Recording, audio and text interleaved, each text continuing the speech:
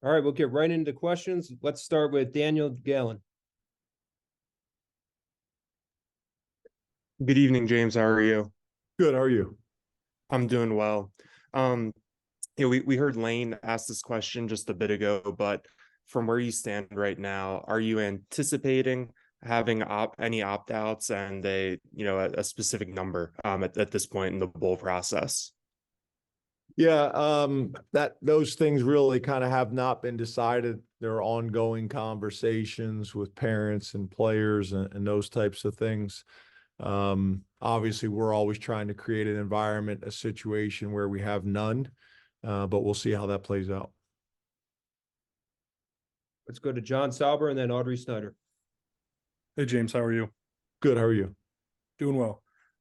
Obviously, you hired Andy recently. Do you plan on having him coach quarterbacks moving forward? And if not, who's going to be coaching quarterbacks next season?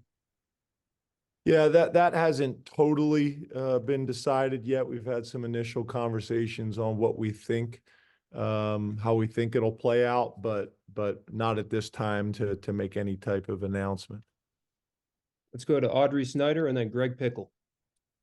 Hey, James, thanks for your time. You too. With the transfer portal opening tomorrow for undergraduates, are there any areas in particular that you think you guys need to kind of zero in on, or what are maybe some needs that you hope to address via the portal? Yeah, well, the transfer portal's open tomorrow for us and legally, but for a lot of people, it's been open for a while, which is concerning. But yeah, we'll look into its best players available. We're trying to create the most competitive roster that we possibly can.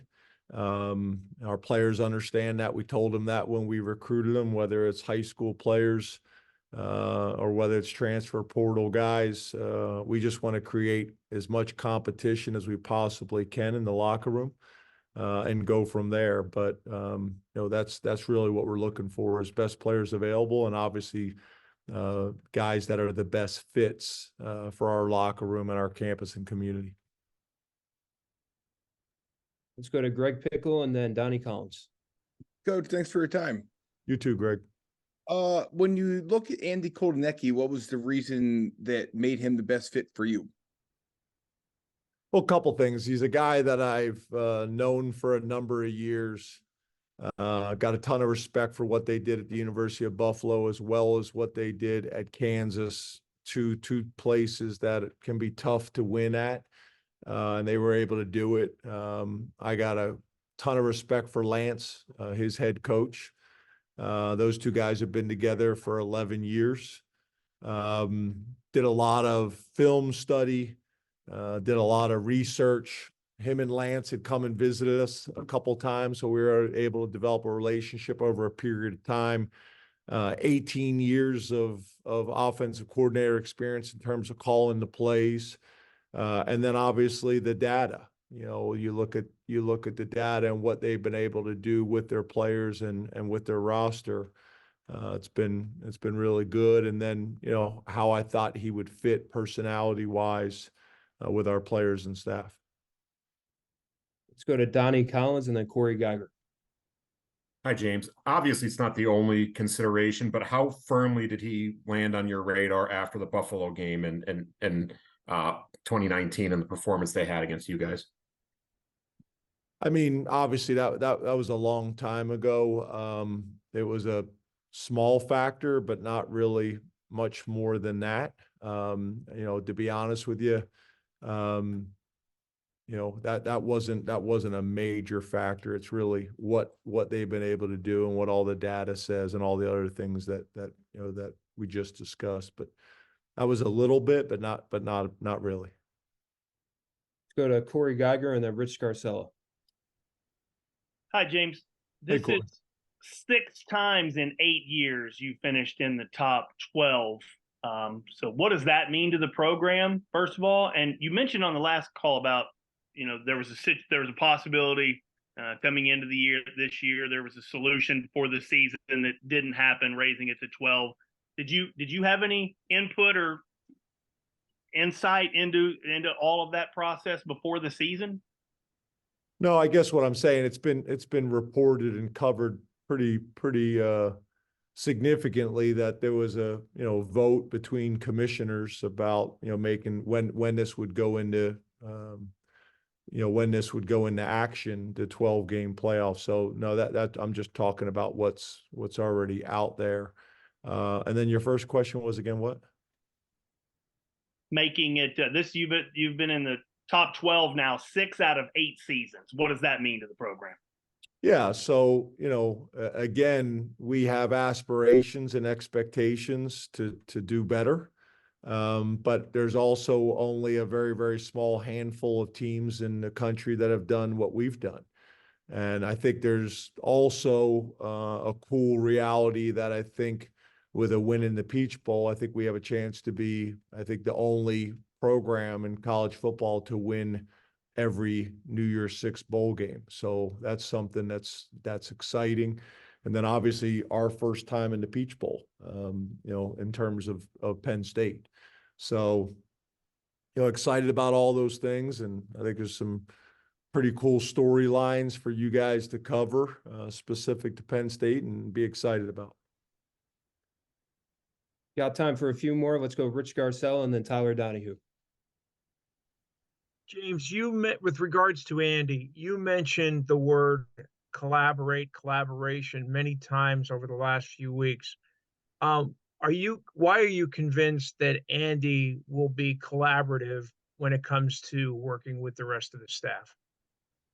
Yeah, just discussions that we've had. Me and Andy have talked, gosh, I don't know how many times and for how many hours. And I think one of the things I think was helpful for him, as well as for me, is felt like we were both being very transparent in what he was looking for and what I thought we needed. And for him to leave a program and a guy that he'd been with for 11 years and had a very, very secure contract, he had to feel good about what he was joining, and I needed to make sure and be thorough in what we were getting. And I think the last 2 weeks of the season have shown, we have a really good staff, obviously on defense and on special teams, but on offense.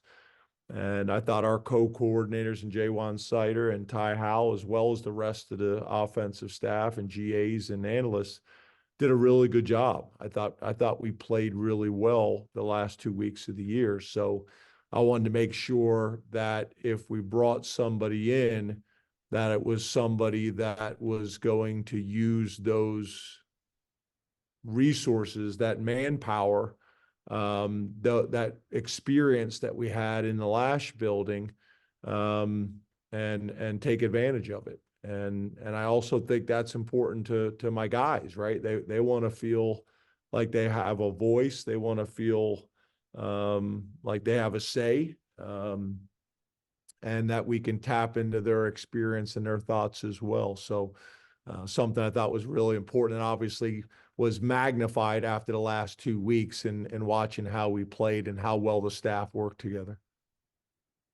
2 more questions, Tyler Donahue and then Johnny McGonigal. Thanks again, James and Greg. Just going back to Andy real quick, if I can, James. I know you mentioned he's going to be like Manny Diaz, observing a lot. That relationship, though, between an OC and the quarterback unit, it's so unique in the sport. What would you like to see maybe Andy be able to accomplish, understanding they're not being coached with him directly on the practice field during bowl prep, from what we understand, but what would you like to see them accomplish maybe this month of December together?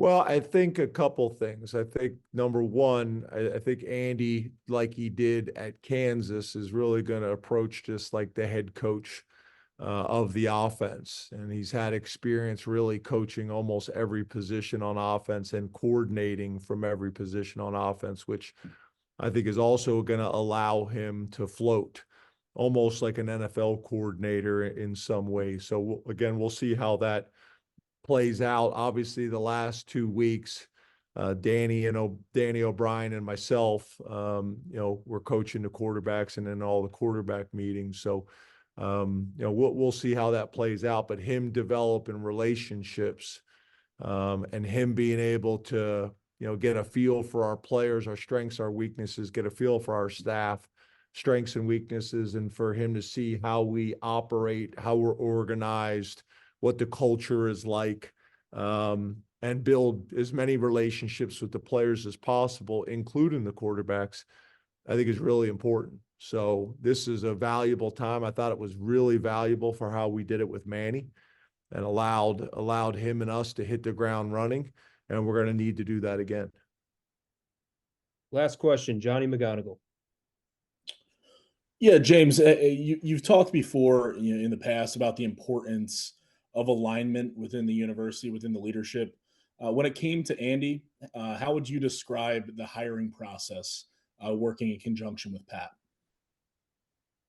Yeah, I think very similar to what most programs across the country that are our level are like. Very similar style. I don't know if it was that way in the past, but this was a conversation with me and the people on my staff that I use to gain information and data to kind of help the process with me, especially the last 2 weeks of the season when I'm focused on finding a way to beat our last two opponents.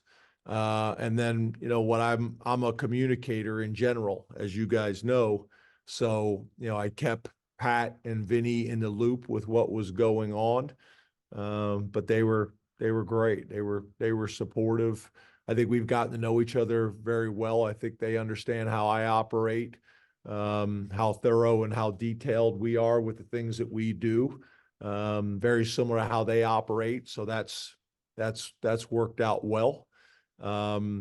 And then once we were, ready to pull the trigger and make a decision, then they were supportive in the areas that we needed them to be supportive, throughout campus and some of the hoops and hurdles you have to jump through and over to get those things done and be able to get those things done in a short period of time. So I would probably describe it that we're operating now at a level more consistently with the programs that we should be competing with.